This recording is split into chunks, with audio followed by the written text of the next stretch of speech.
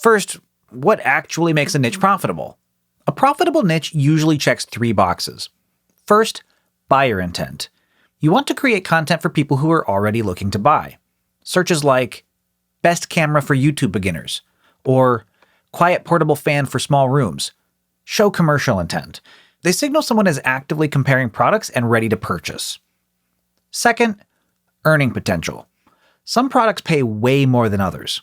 Digital tools like software often offer 20 to 50% commissions, sometimes recurring. Meanwhile, physical products might only offer 3 to 15% one-time payouts. That doesn't mean physical products are bad, but it's something to factor in. Third, enough search volume. You don't need millions of visitors like NerdWallet, but there should be consistent interest in your topic. Stick around because later in this video, I'll show you how to quickly find topics with high search volume and low competition. Let's look at 3 types of affiliate niches with real examples so you can see what's possible. First up, digital products. Let's say your niche is something like video editing for beginners. You could recommend editing software, thumbnail tools, or even online courses. A lot of these pay really well, especially if they offer monthly commissions. TechRadar actually has a great guide comparing the top editing tools for beginners. Next, physical products. Take a niche like camping gear for solo hikers. You'd be reviewing stuff like foldable benches, mini stoves, and compact sleeping pads. The commissions might be lower per sale, but there's tons of search traffic and people are ready to buy. The Hungry Hiker is an example of a site that does this really well.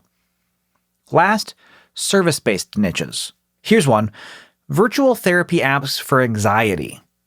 Platforms like BetterHelp or Talkspace often pay over $100 per signup, and sites like Psych Central do deep reviews that rank super well in Google because they're helpful and trustworthy.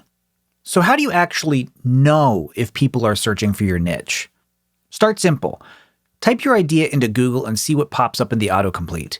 If you see phrases like best, review, or product versus product, that's a great sign.